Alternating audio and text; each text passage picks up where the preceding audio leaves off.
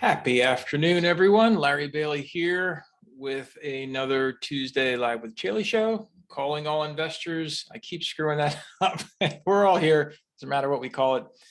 We meet every Tuesday from starting at 4:30 p.m. Eastern or 1:30 p.m. Pacific, or anything in between, depending on what time zone you're in. We try to get together and answer questions. We are going to switch things up today will be just me, which is why I asked everybody in the community if anyone has any questions. There were some great responses to it, and I'm going to go ahead and manage those. Chaley will be with you individually next week. I will be on my first vacation in a long time. So she's going to take over the reins, and I'm sure it will be a ton of fun next week, just you guys and Chaley. So for today, we're going to go through some questions that were posted. We've got one from Donna and Martin and Ed and Nancy as well. So thank you very much for those. And just like as always, if you have any questions, this is an open conversation, right? So if you have any questions throughout, if something that is said triggers you to have a question, or you want to talk about something else, go ahead and either use the chat, or feel free to take yourself off mute, and we will talk about it. So to start off, the first answer we had was from Donna, and Donna is here. So hey, Donna, thanks for coming. And you had a question that was very interesting to me, so I'm glad you're here so we can talk about it some more. And that's you'd like to know the process and IRS regulations to change your single-family home into an investment rental. So I'm guessing you're living there now. It didn't say owner occupied, but I'm presuming that's what you meant. So owner occupied, and you're switching over to a rental, right? Okay, you're on mute in case you want to talk. Should be like a little mute button. I don't know if I can unmute you. Let's see if I can. I click the button that says ask to unmute. There we go. There we go. Okay. There we go. Yeah, we live in a house right now. We're coming up on, we've lived here 2 years. Good. We'd like to get another rental property. And my husband would rather, we bought this one in a rush because of the market. And, you know, he'd rather get a different one for us. So I just didn't know what the regulations were with that. I know that there's I looked it up, and I realized about you have to live in it 2 of the last 5 years to get, but I don't know anything beyond that. Can you transfer something to a rental property and still be able to do cost segregation and transfer it into our LLC?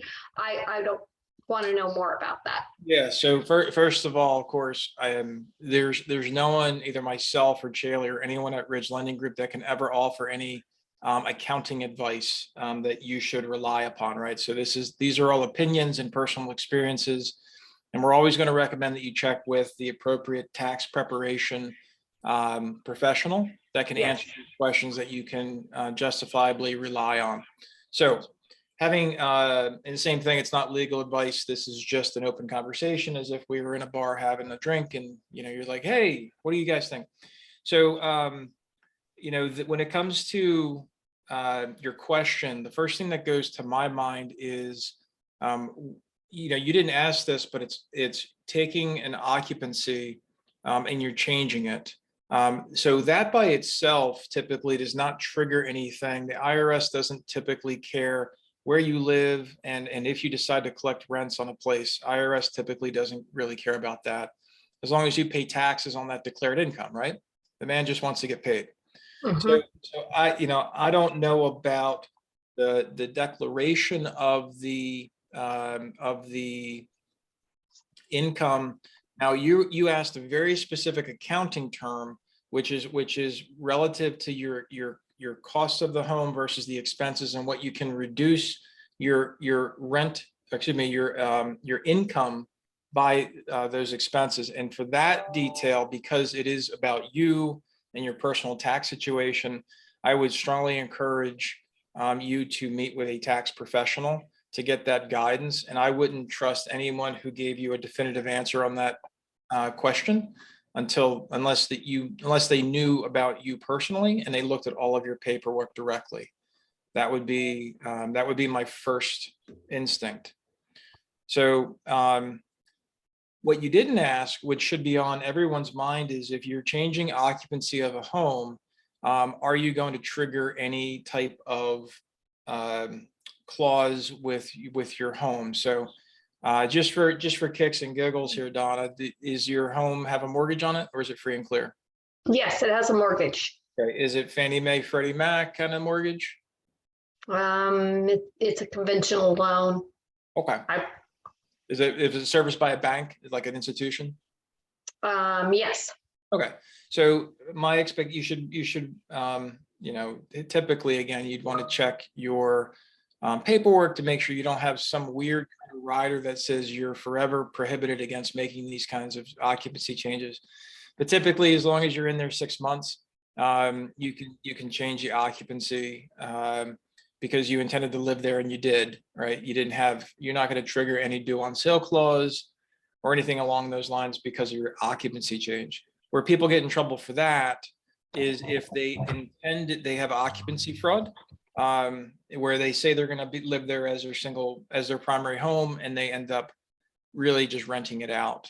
That is in the case where if you went into foreclosure, the judge might look at you side-eyed, and your lender might try to break down your defense because you weren't straight, you weren't honest about your occupancy. But you lived there 2 years, and things change. And quite honestly, if somebody can't prove your intent to deceive, because things happen. I mean, let's say you bought a house, and the day after you close on that house, you lose your job and you get your new job somewhere totally different, and you don't want to sell your house, you're going to rent it out. These things happen a lot. So as long as you're always honest about what's happening with your intent to occupy, that is usually a good set of guidelines. But again, Donna, for your case, you've been there a couple of years. So the only thing left out of your question list was, what if you want to turn it into your LLC? You want to transfer the property's ownership into the LLC. And this goes back to, we've posted this a few times in the community, and I know Chaley's talked about this directly a few times. As long as you've got a standard Fannie Mae, Freddie Mac note, and those are the guidelines that your note is following, then Fannie and Freddie have posted out methods for you to transfer the property into an LLC following those specific guidelines. And again, if you search on the community for that, we've actually, Chaley's produced the PDFs for Fannie Mae, Freddie Mac for their guidelines and stipulations on transferring a property without triggering the due on sale clause in the terms of the note. Don't know if that applies to you. You'd want to pull out your note. You can even check with your lender or your servicer to ask them their opinion on that. That's usually not a bad idea, just in case. And I think I've drained that one pretty far. Donna, did I leave anything out? Are you still able to do like a cost segregation then on if you transfer it over and all that? Yeah, again, you're talking about from an IRS perspective, yeah? Where you're segregating out your costs so you can deduct those costs against your income from the property? Yes. Yeah, so I would defer to your tax professional. Okay. For your specific situation. Again, there could be very specific steps that you need to take in your situation to make sure that in the event of an IRS audit, that you're fully protected, that you followed the guidelines and the regulations properly. Okay. So, sorry for that non-answer, but it's honestly, it's not like, step one, do this, step two, do that. Because it's your primary home, because you're changing, and you've been there for a certain number of years, what does that mean? The tax code is only about 10,000 pages long, so, it should be easy reading. but it's not something I would ever trust to Google. It's not something I would trust for anybody other than somebody who's going to protect me in an IRS audit. That's who I would defer to. Thank you. Yeah. Okay, so next question again, for those that are just joining, thank you very much. I'm Larry Bailey. We usually meet here Tuesdays. We're just going through some questions that were posted on the community. If you have any questions, go ahead. Outside of that, go ahead and post it on chat. Take yourself off mute.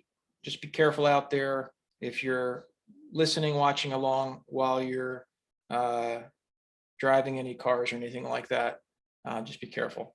So Martin asked, I have too many mortgages to get Fed-backed loans.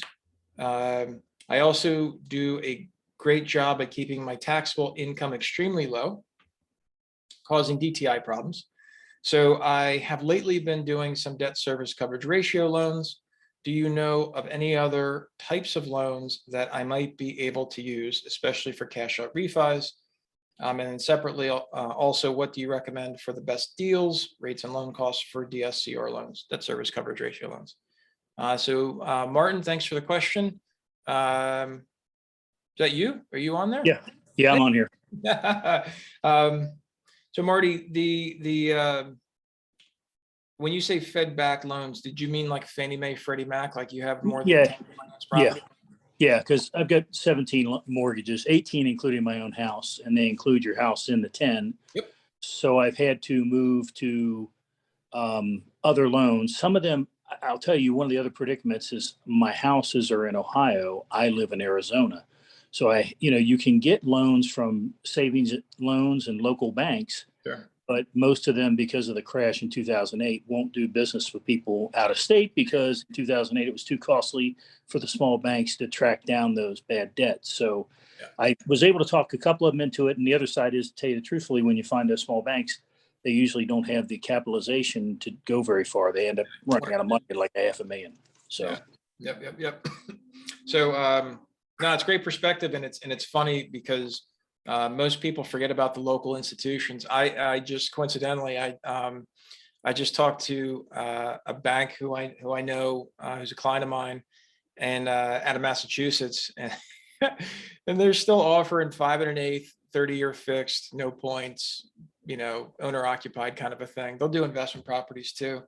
But she said they're actually high. They're in Western Massachusetts. She said there's a bank in Western Massachusetts still doing 4.5% 30-year fixed. wow. And they don't do any loan level pricing adjusters. So if you're again, I brought this up because if you're with a local bank like that, it's still like local, like old time local bank policies and rates and stuff. So it's funny they found a couple. Yeah, I mean, they still do the 4 people meet on Tuesday night around the table, make decisions on the loan process. No, they still have the banking regulations to conform to, but personally, I like it. It's much more personable. You get to talk to the horse's mouth who makes the decision instead of working through, I'll call them handlers who always talk about the underwriters in the background that are it's like talking to the wizard behind the curtain who makes the decisions you never get to talk to. Small banks are easier. Yeah, and it's nice when it goes your way. And you kind of get to learn the folks or what they have the appetite on. But like you said earlier, if you're in the business of borrowing money, those relationships can get capped out pretty quick. So going back to your question, having taxable income low, I understand the concern. So I'm going to flip it around and say, how is the cash flow? In other words, are you showing the deposits into a bank account? Forget about the taxable income, but do you have cash flow that's showing up through bank statements? It is, but personally, most of the larger institutions I've dealt with in the last couple of years to get loans have all said, we don't care about that. We look at your Schedule E's. Give me your 2 years tax returns, and that's it. We can help you. So Ridge Lending Group can help you. There are specific bank statement loans. There is an expense ratio that's applied against the total deposits. So it's not 100% towards your benefit. There is a ratio that's used against that, depending on your circumstances.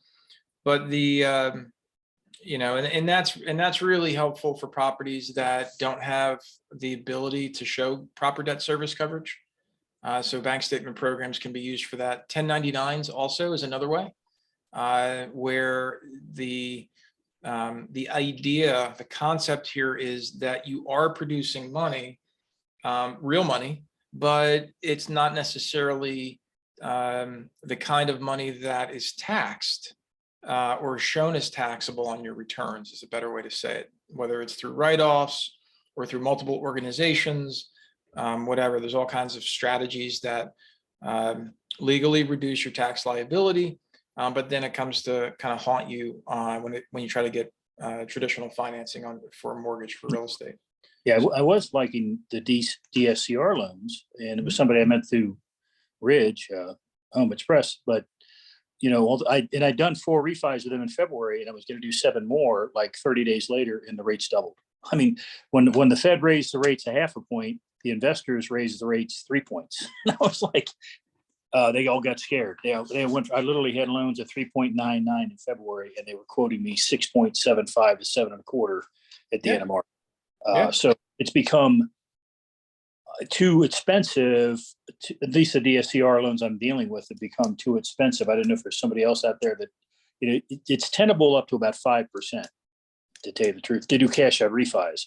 If you get above 6 or 7, it starts, you cut in your cash flow so much, you go, I just don't know. Plus, after your fees for the loan, everything, it doesn't really make sense. So. Yeah, and I think that kind of broad stroke isn't necessarily for everybody. So for you, Marty, if you figured out what you're doing with that cash, 5% is where the ROI stops making sense for you. I appreciate that and I respect that. But we've got folks that are cashing out even in those higher interest rates that are making that money worthwhile. So I would for all those listening, it depends on where rates are, will obviously impact your cost of the money. But it's always about, if you're pulling cash out, it's always about what you're doing with the money that matters in connection with the cost. So to go back to answer your question, Marty, and I really appreciate it, but as far as other types of loans that you might be able to use for cash out and that you can use to alternatively qualify, bank statements is one of them. 1099 income is another.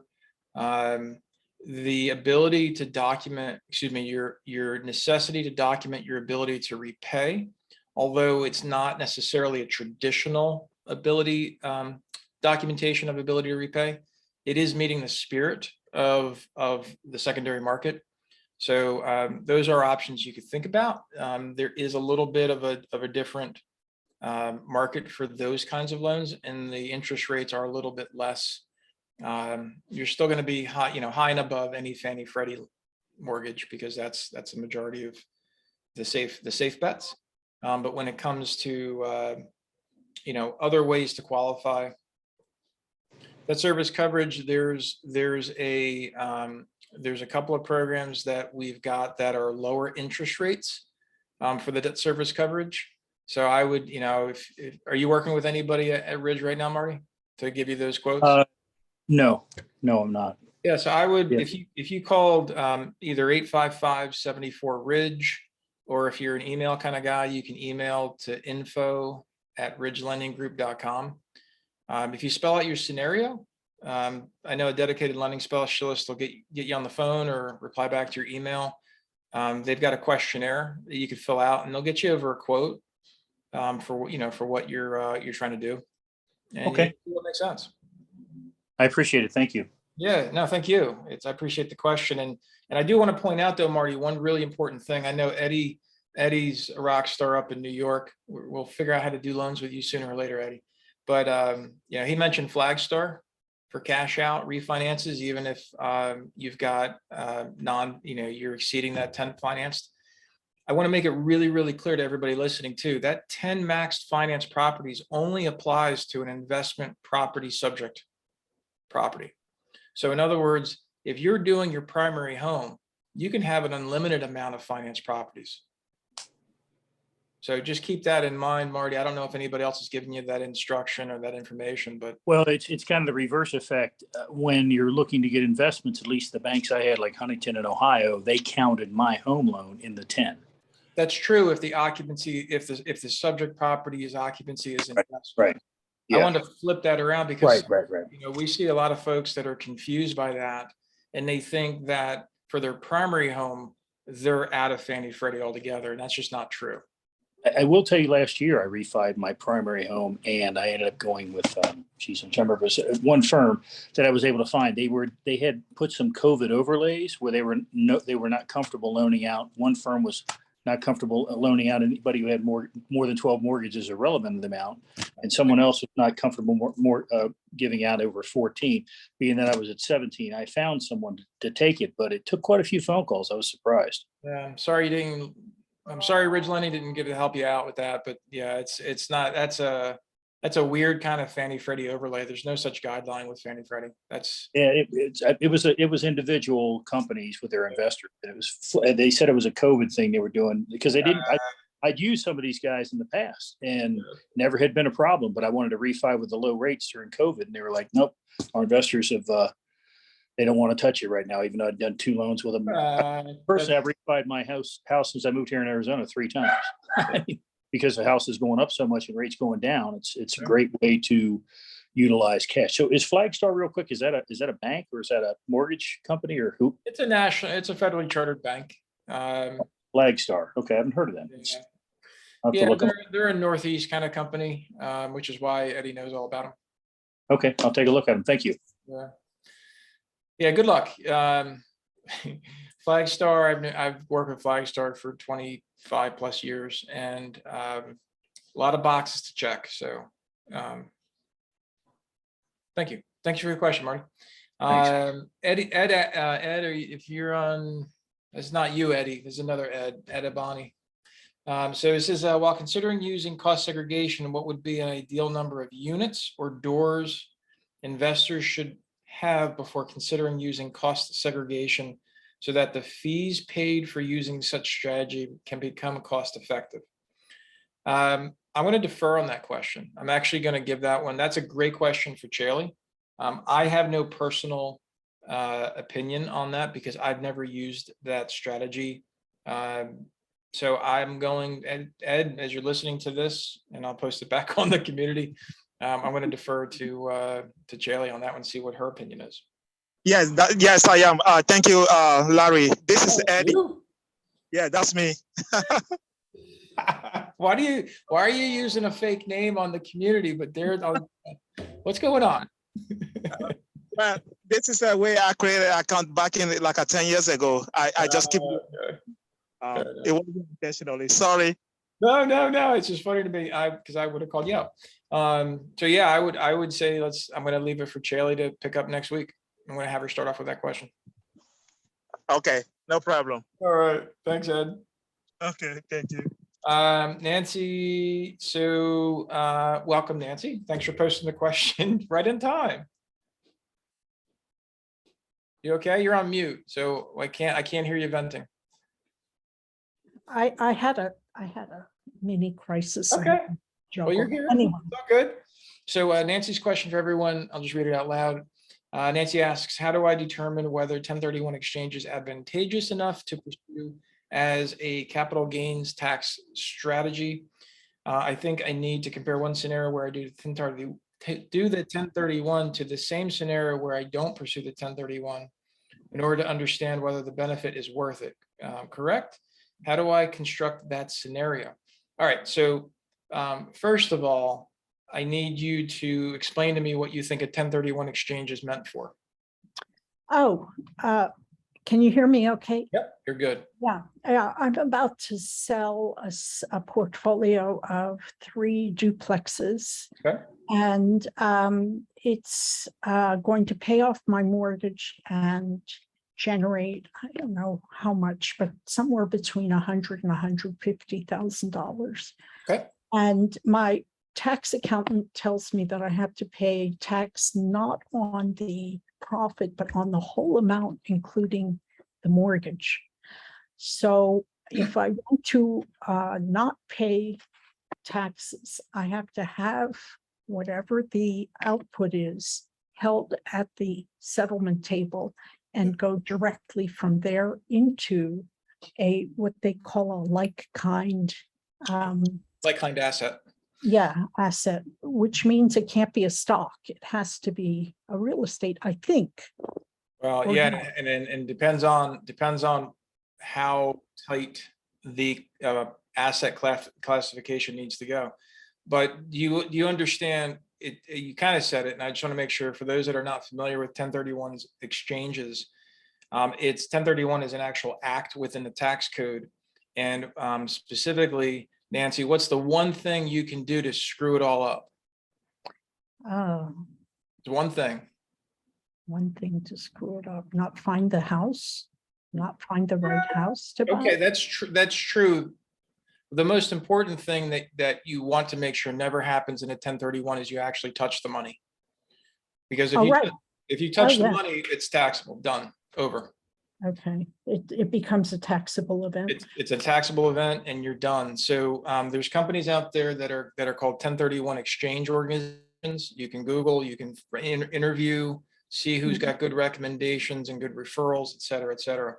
And these are companies that will make sure that you file the proper paperwork Mhm. and protect you from the money so that when you do sell your portfolio, somehow it doesn't and it can't be shown to accidentally commingle with any of your financial accounts.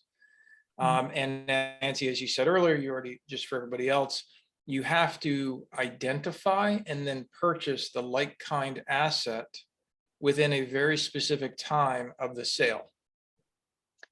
See, one of the things that bothers me is I'm reading contradictory things about what that like kind. Yeah, that's what I'm talking about. So this is where Yeah. you I want get to get the confused. guidance of the 1031 exchange company, because they're going to be your representatives to ensure to the IRS that you conducted yourself within the regulations that protect you from the taxable from the tax event. Yeah. That's the whole point of it. But here's the other thing, they cut the capital gains tax from 30 to 15%. Okay. And so, on $100,000, instead of paying 30,000, you pay 15,000. And maybe the opportunity value of the money that's released is worth more than that 15,000. I just don't know how to Yeah, like what to do, yeah. right? Yeah. So when I've had these conversations with clients in the past of what to do and how to do it, the first thing I always say is, again, because this is a personal decision relative to your situation. You mentioned earlier, which was odd to me, that your tax professional said that you're actually not able to use the basis of your property in determining the tax consequence or the capital gains. Typically, on an average statement, typically your basis to be used to determine your tax consequence is purchase price improvements and allowable expenses to increase that basis to be compared against the sale price so that you're being fairly taxed, right? Whatever that means for you. And so they consider it from $1, from what I've read and what I've heard. So if you're getting the benefit of paying off well, if you depreciated, so have you depreciated the property? Is that? Yeah, I have, but I haven't owned it that long. I thought I was going to hold it longer, but it felt to me like the market was in a better place to sell. Yeah. Well, I would, like anything else, I'm always going to say, you have to defer to your tax preparation crew, right? It's the reason why you pay them. They're the ones that are going to represent you in any type of IRS action. And in conjunction with that team, if they don't have any recommendations for a 1031 exchange company, I would consult with your legal counsel to see if they have any recommendations. And if you've gotten, thank you. None of that, then honestly, Google, pick 5 companies that feel like they're good and interview them and ask them the same question that you're asking us, which is to say, hey, what do you think? Should I do this? And see what their answers are and ask them to justify their answers. And I think in the middle of all that, you got this other thing that's always kind of circling, which is maybe I should just pay taxes and take the money and go do whatever I want. Yeah, And, and you have to, if I was giving you guidance, I would say to you, you have to determine what the value of that decision is right. as soon as possible, so you can compare it against these other recommendations from the folks that you're asking. I would encourage you to come up with that value of doing nothing and just paying taxes as soon as you can, so that while you're listening to other people explain to you what they would offer, because the tax folks are going to charge you money. The 1031 folks are going to charge you money. If you need Yes. something done legally, they're going to charge you money. Yeah, So, if you figure out what your advantage is for just paying the IRS versus what you're paying to these other entities, you that's can, exactly, yeah, that's maybe you can kind exactly of my figure it point. out as you go. Yeah. Yeah. So does that help? Yeah, yeah, some of that I didn't know, so thank you. Yeah. Hey, this is Marty again. Is it okay to add to this? Yeah, please. So I just did like 5 of these last year. Please share your experience. So one, I personally found a good 1031 company that will talk to you ad nauseum for nothing. They only charge you if you do a deal, and that's First American. First American what? First American Title, I think, is what they go by. Michelle Mounts is who I used. I'm trying to find her email here real quick.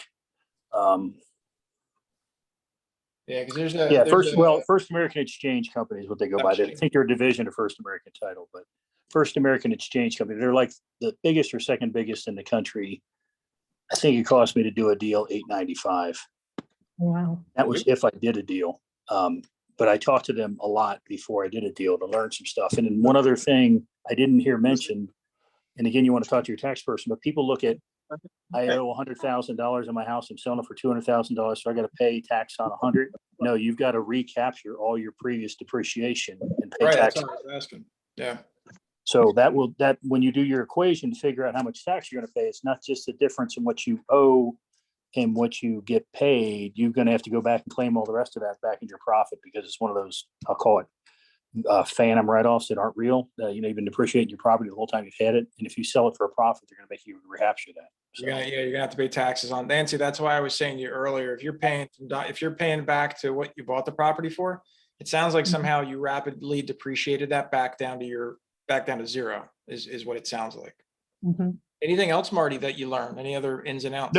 No, I wanted to let her know, because I was in the same place you were like a year and a half ago, and I found these people and spoke to them, and they were very nice in explaining this to me. They even have a really good website that's with a lot of educational information. And my only other thing I'd say is I found some other people that I didn't realize anybody can be what they call a qualified intermediary, which is what they are. You don't have to be licensed or anything. So you'll see a lot of people advertising this, but this is a very, very large organization across the country that documentation is all there. I think they really know what they're doing. So I can tell you, First American Title Agency, because I was a producer for a while and I've been a lender for a long time. First American Title is a national organization, and I have I would feel comfortable speaking with them and figuring out what they're all about. So Marty, I appreciate you. Yeah, thank you. Looks like Marty, we just lost Marty. Oh well, sorry, Marty. But I put in the chat. I put here he comes back. I put Marty, I thought we lost you for good. I put the link for First American Exchange in the chat. Thank you very much for that recommendation. Sorry, I get bounced. The other thing I was trying to say, I don't know when I get bounced, I was getting a phone call, is the other thing that a lot of them don't tell you is you have to have this in your contract, because the buyers will need to sign 1031 paperwork. And typically they'll have you put a clause in your contract for sale that says there will be no change cost to the buyers, but we need them to sign the 1031 paperwork and acknowledge that, just to make sure they don't. Believe it or not, there's some people on both sides of the fence in the buy and sell that don't know what a 1031 is. Yeah. And you don't want them coming to the deal and saying, no, I'm not going to do this. Yeah. Because if they don't sign the paperwork, it's not a 1031 deal. So there's a little clause they'll tell you to put in your sales contract to inform the buyers. It's really nothing to them, but other than signing a couple pieces of paper. But it's just as we were talking earlier, it's all got to be ducks in a row or it fails. So, there's no forgiveness with the IRS. Yeah. Nope. And what's worse is you spend the money and then they come back years later looking for it back. Yeah. Anyway, Marty, thank you. Nancy, thanks for the question. Well, as close as I expected to There get you it answered. Obviously, I have to do a little more work on it. No sweat. For those that are just joined or been hanging out in the wings, thanks very much for following along, listening along. Does anyone have any other questions that you wanted to try to cover today? Anything that's happening? Feel free to use the chat or take yourself off mute. Oops. Hey. Okay. Nothing going on there.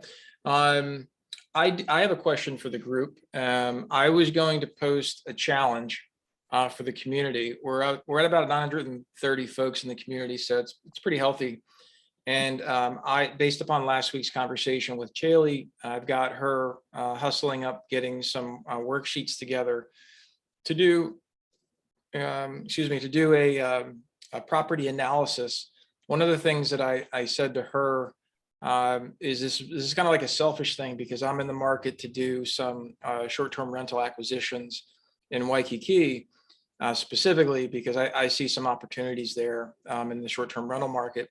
And the ability, and there's a ton of them right now because prices are falling in Oahu especially.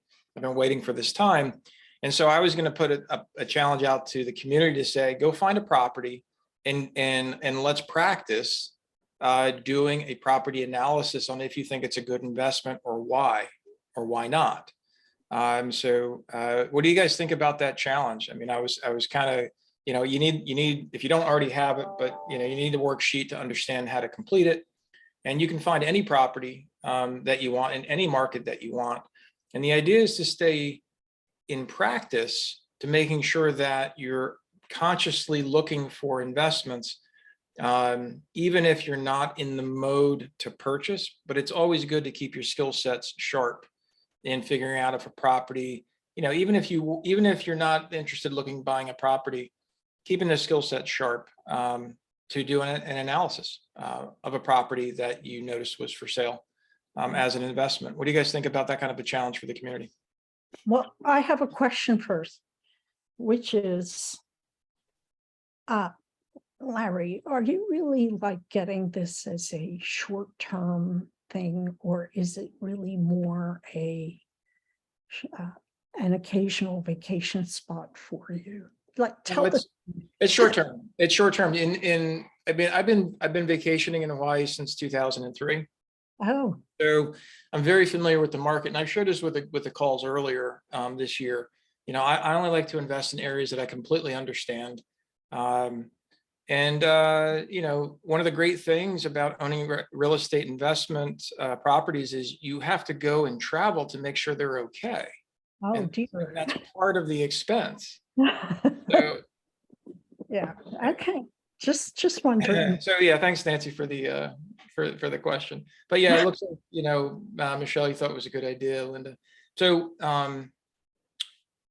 any other opinions on this? I mean, again, is anybody else doing this? I think it's a great idea. It always helps me personally because it's great to like be on these calls and chat about whatever, but to actually apply it and put it into practice makes it stick more. Yeah. This kind of goes in. I'm taking a lifestyle assets class, which is about short-term rentals, but coming from what you just said about having to go there. So instead of looking at them as just a purely numerical investment, which is one way to look at it, you can also come at it from the vacation hacking angle. Like, where would I want to be if I'm going to be there? Where would I want to go? And is that, the snow or something tropical or Hawaii or, and picking locations that way, which was kind of a new way to look at it for me personally. So, but I think it's a great idea. Okay.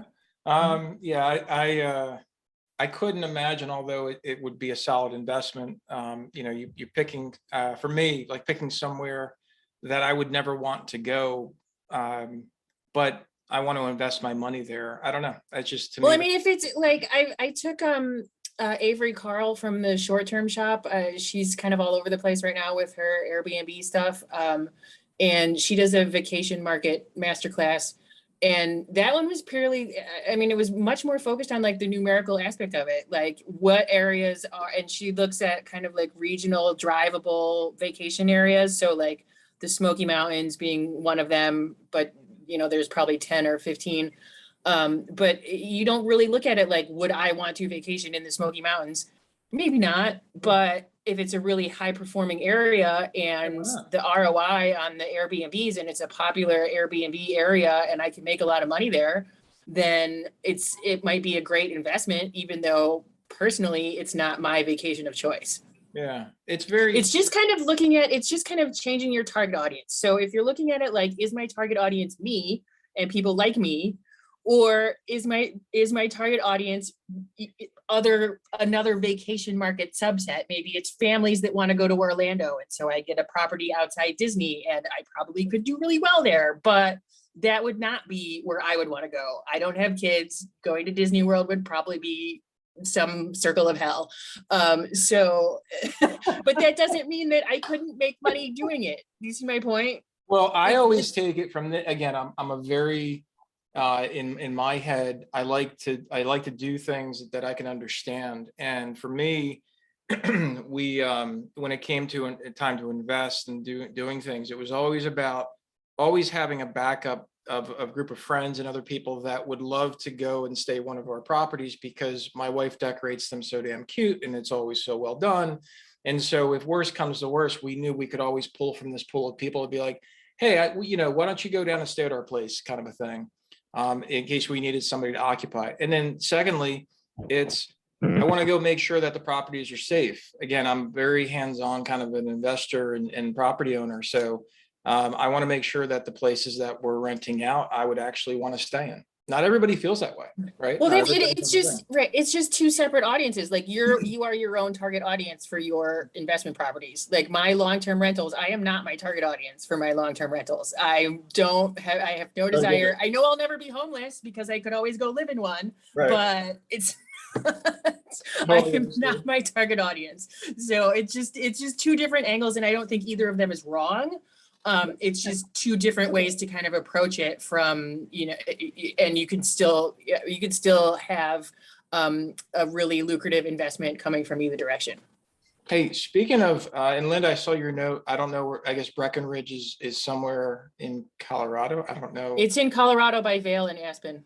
Oh, okay. So is there a thing, and I don't know if this is just me, but I've been watching these, and because Chaley brought it up in between last week before the show, and she's like, hey, what do you think about all these folks that are building small homes, like tiny houses? And they're taking land and they're putting these tiny houses up and then short-term rentaling them out. And she's like, could we finance that? And I said, Chaley, there's no minimum square footage anymore. She goes, I said, it used to be 500 with Fannie Freddie. I said, but they removed the square footage. So as long as it's fee simple, I mean, as long as it's leanable, not fee simple, but as long as it's leanable, so you could do a bunch of short-term rental, small tiny homes on a condo plot. Like there's all kinds of creative things to find housing and create housing opportunities for folks. It doesn't have to be, this traditional idea, Lisa, to use kind of what you were saying, like think about different ways. But that's what got me going on this idea of, I think all of us could use the practice, like in where we're waiting. And it was like, I got the opportunity to start looking and I'm like, shit, I'm so rusty. Like, I don't remember how to do this stuff. So anyway, all right, I'm going to make sure we get that together. I'd love to, I went last week, we saw the calculator piece for those that did not get that last week, because I still haven't gotten the calculator. Hang on, I'm going to get there. This is the terms of use, rental property calculator, this guy. I'm going to put this link in the chat. This one was called out last week in replay still being produced. So it's not available, but if you were on the show, if you were on the meeting last week, we talked about this calculator. This does have a rental property calculator feature to it. So we're going to use that. I don't know what else we might need. We'll try to put some parameters around it. And then I want to start a challenge for the community, and then everybody post their findings, like their property and what they found. Again, doesn't mean you're going to invest, but it's good practice. So I'm going to get that done. So Michelle asks Larry or anyone else, this is for anybody. What about using a management company for your short-term rentals? Anybody doing actively short-term rentals? What I found, to answer your question, Michelle, is it's a very local market. I'm to Lisa's point, my best. I can chime in when you're done. Yeah, I know. Yeah, because I know you have some experience. In my case, one of Yeah. my daughters lives in Oahu, 20 minutes from Waikiki downtown. So she actually is gonna, she's gonna actually be part of it. So it's a family thing. But Lisa, what did you have to? I haven't bought, so I'm in the process of, I'd like to acquire a short-term rental in the next 6 to 12 months. That's my time horizon. So I'm in the researching, getting my financial nonsense together and everything. But from a self-management versus having a property manager, you could do it either way. It just kind of depends on what your personal situation is. If you manage it yourself, there's that work involved.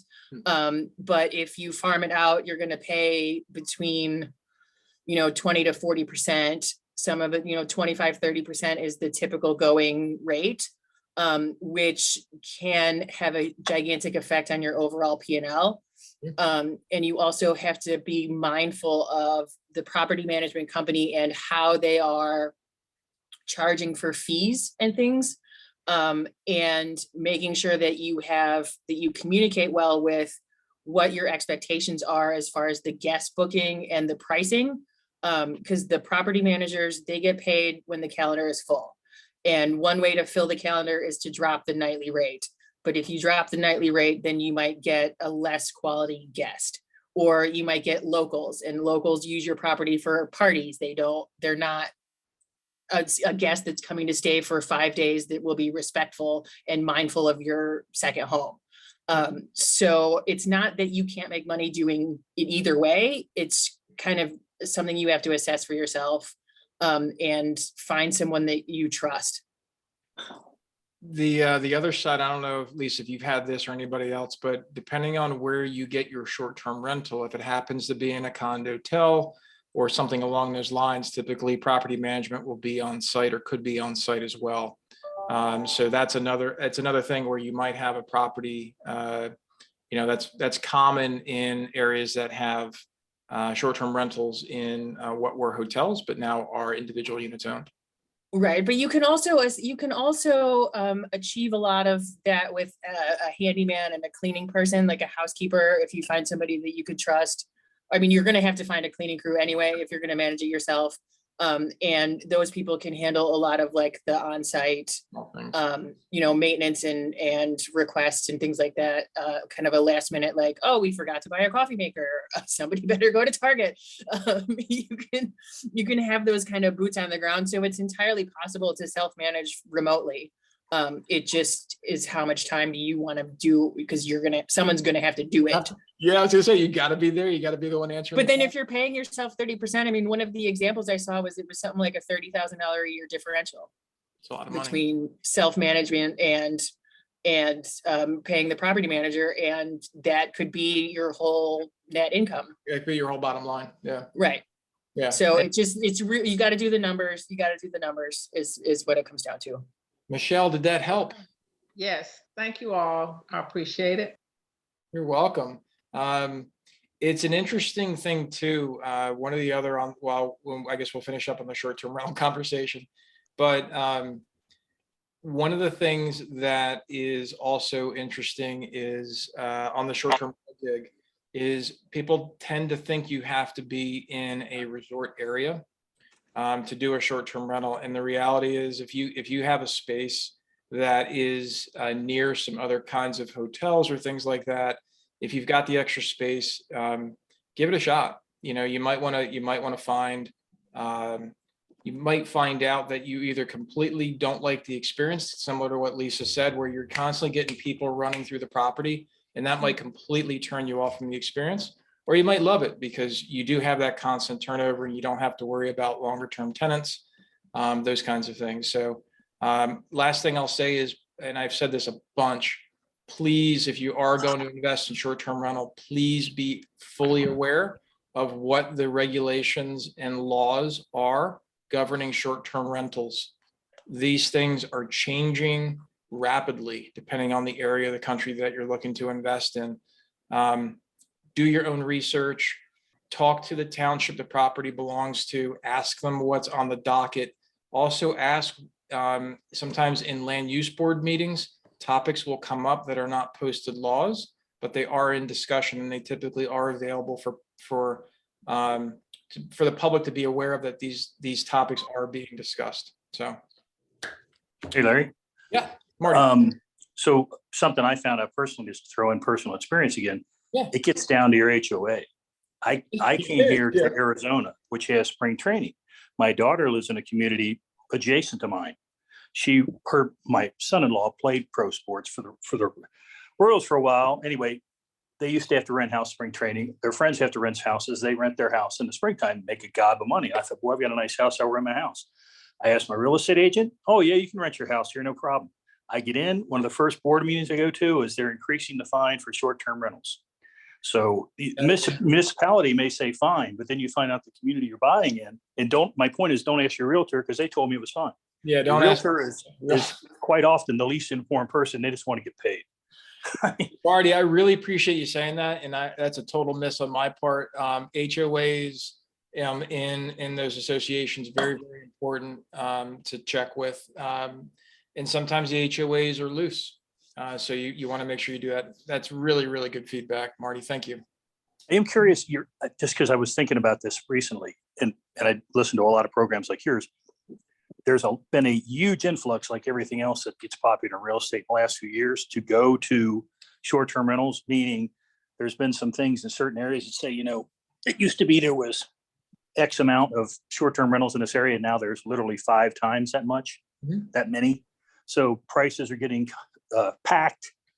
Airbnb, I think I heard the other day, is going to outlaw. They're going to start putting parameters into, like, look where the potential client is that comes on Airbnb. And if they live locally, they won't let them have them, because they realize that's the people throwing the parties, because they go rent a place, trash that place, and not trash their own house. So they're looking at a lot of ways to improve their brand by stopping some of this stuff. But anyway, between that and how to say it, I think there's a recession and it's going to get worse.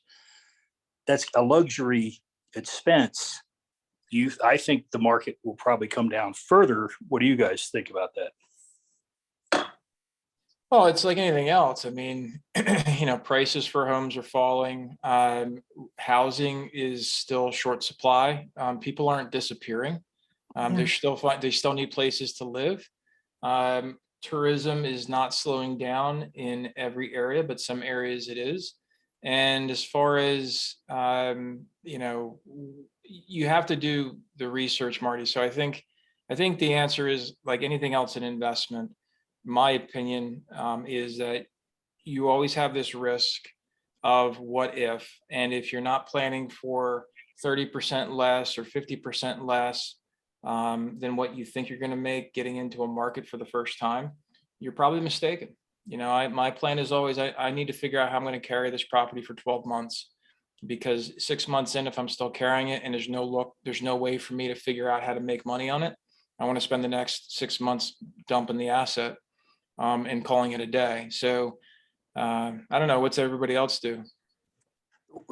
Two quick things, and I think it might have been one of the short-term rental ladies that someone there was referring to earlier. Some of them make a point that if you're going to get a short-term rental, see the viability of it as a long-term rental. So if it fails as a short-term rental, you have a backup plan. Good. So that she looks at her things and says, I like to look at stuff and go, if I can't dump it because the market's wrong and things are going, would this make money as a short-term rental? It just makes more. I mean, a long-term rental just makes more money as a short-term rental. And then back to my other thing is, I hear what you're saying, but I'm just wondering, I think there's going to be more opportunity in the regular long-term rental, because I think there's going to be more people looking for long-term rentals. There already is. Rates are going up in rents tremendously the last year. Yeah. So it depends on the market, right? I mean, if you're looking at a portfolio of single family homes or condominiums that have 2 or 3 bedrooms, that's Yep. completely different from, from a 1 bedroom, 300 square foot place, or a hotel that is, a condo hotel kind of a thing. And I think if you found a single family home or a townhouse or a larger condominium that you could flip either way, both short or long, I think that's a great opportunity to be looked at. I don't think there's any necessarily one formula that helps across the country. And to what Lisa was saying earlier, you have to be comfortable in your investments. And and she picked up right away, I'm comfortable because I know who I am. I know what I would rent, and I've been doing that over the years. So that's where my comfort lies. If you ask me to go look at a portfolio, even if I could afford to invest in it, I'd probably pass, even if it looked like a great opportunity, because I'm way outside of my comfort zone. I don't know what I would do if things went sideways. Yeah. So I don't know, does anybody, as we end up here, it's August 23rd, 2022. So if we play this back December 31st, 2022, do we think that we are going to be sad that we invested in real estate, or do we think we're going to be happy? What's everybody's vibe? I think it beats everything else. Happy, yeah, happy. Yeah, I'm gonna go with mixed emotions. you're gonna be mixed. You're gonna go maybe. You're gonna go maybe. No, I'm gonna go, some of it's gonna suck and some of it's gonna be awesome. Okay, that's fair. I think that's a very safe play, Lisa. That's My flipping business has been doing great. My long-term rental business took a gigantic hit because of COVID. So, COVID, gotcha. Yeah. and it's, yeah. Okay, that's fair. Tanya, sorry you just got here. We're finishing up because we got a lot of great information, and we're going to do this again next week. But next week you will not have me for it. It'll be all Chaley. So if things go completely sideways, it's all her fault. It's all her fault. She's not a technical person, so the recording could mess up, or she could not even get the call started. We'll have to see. Have to give her some training. I think that some of this will matter on how you position yourself. If you've spent the last year buying overpriced houses with adjustable rate mortgages, it's going to be it's going to be painful. But if you bought at the right price with a fixed rate long-term loan 6 months ago, you're probably going to be happy because I think rents are going up. But I don't know. I could the price that you paid is relative to the opportunity. And if housing, if you look at the most recent information posted, sellers are dropping their prices from what they're asking at a rapid clip, because they kept asking more than what the last one sold for at a rapid clip. And that's symptomatic of patterns that we've seen in the past. What you bought something only matters when you either have to finance that heavily and you overpaid, or you go to sell and you've over mortgaged because now the house is worth less than what you financed. So it's I hear what you're saying. I don't know if I agree with the adjustable part also. If you did a month to month adjustable, maybe, but if you did an ARM where your rate's locked for 3 to 5 years or longer, there's no distinction between that and a 30-year fixed. yeah, I'm harking back to 2008 where, I literally had people around me just saying, I'll buy that house across the street. I'll break even right now because I know it'll be worth $50,000 more at the end of the year. And I'll go out and back then they were interest only loans, but even now you can go get a 1-year ARM. Matter of fact, some of those small banks I was dealing with, I had to get away from them because that's the only thing they would do for risk was with investors 1-year ARMs. Those ones I refinanced DSCR, I saw that coming and went to 30-year fixed. Yeah, I would totally agree with that move, Marty. Taking shorter term loans like that. Again, if the opportunity made sense. Obviously, the all-in-one loans are 1 month adjustables. because of how that plays out. And it's the value of the financial product that matters, not necessarily the terms in the abstract. So it's important to make sure that, you know, when I would recommend to everybody, when you're presented with multiple financing options, make sure you're making that decision in the entirety, not just because of one specific trait of that financing option. But all good points, Marty. Thank you very much for that. Everybody else, it's been 60 minutes. I always appreciate you giving the feedback and the talk, and for those that came, thank you. For those that didn't come and are watching the replay whenever we're doing this, come to Tuesdays, 4:30 p.m. Eastern, 1:30 p.m. Pacific. Any questions for financing, anything you heard about, always call 855-74-RIDGE or email to info@ridgelendinggroup.com. And we're going to get back to Lisa at the end of the year to see if she is meh, or if she's happy, or if she's sad. We'll have to see. Okay. Have a good day, everybody. All right. Bye-bye. You. Bye. Thanks so much.